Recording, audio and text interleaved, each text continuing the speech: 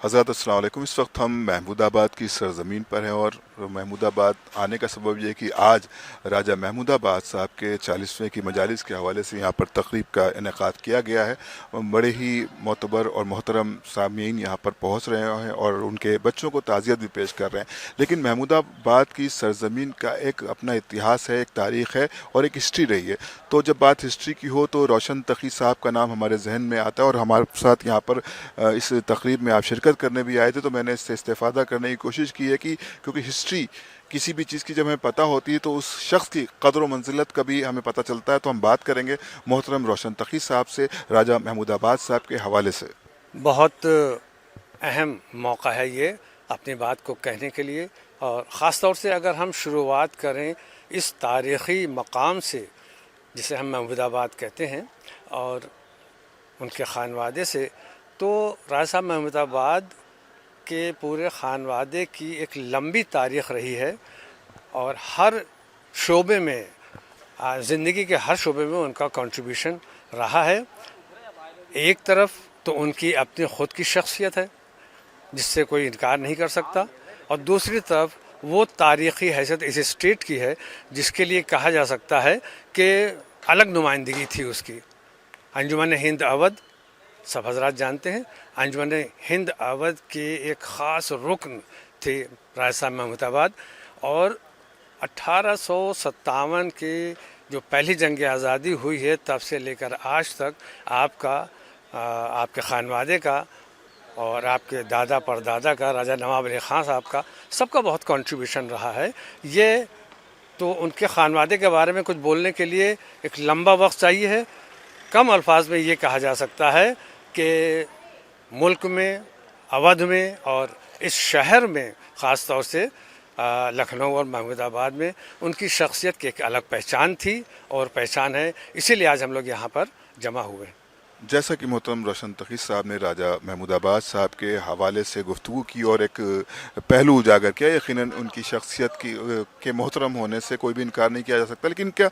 میں چاہوں گا کہ روشن تقی صاحب جو تاریخی پس منظر ہے اس خانوادے کا، تھوڑا سا اس پر بھی روشنی ضرور ڈال دیں۔ تاریخ کے اعتبار سے تو دیکھیے، اس خانوادے کے اور شخصیت کے بارے میں آپ جو بھی بات کریں گے وہ تاریخ اودھ پر جا کر رکتی ہے۔ تاریخ اودھ میں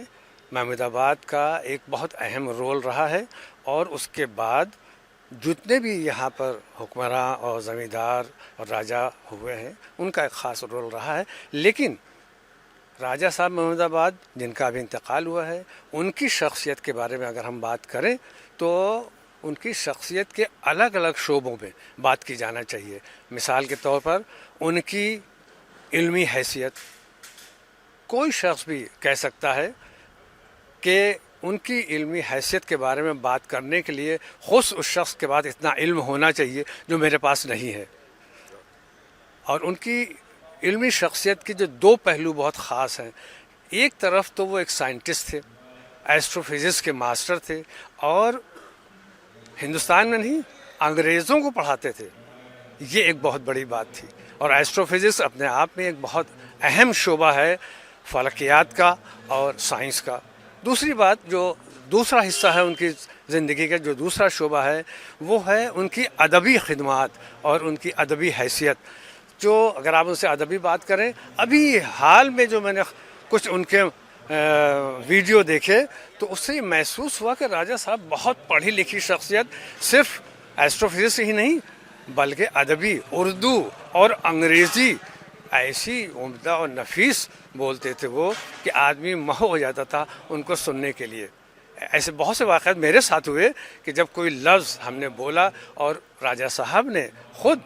اس لفظ کی پوری تاریخ بتائی اور بتایا کہ صحیح اس کا استعمال کیا ہے۔ تو یہ ان کی زندگی کے دو پہلو ہیں جس کو ہم برابر یاد کرتے رہیں گے اور آگے بات کرتے رہیں گے۔ بہت شکریہ محترم روشن تقی صاحب۔ یقیناً بہت سے پہلو ہیں جس پر اس وقت کیونکہ مجلس شروع ہونے والی ہے، اور بہت اہتمام کے ساتھ یہاں پر علی خان صاحب نے اہتمام کیا، تو ہم روشن تقی صاحب سے ویور صاحب کی گزارش پر بھی میں بھی گزارش کروں گا کہ اس حوالے سے ہم لوگ انشاءاللہ محمود آباد اور اودھ کا سفر جو ہے راجہ صاحب کی زندگی میں اور ان کے اجداد کا کیا اس میں اہم رول رہا ہے اس پر بھی انشاءاللہ گفتگو کریں گے۔ اور اس وقت ہم چاہتے ہیں اجازت۔ خدا حافظ، والسلام۔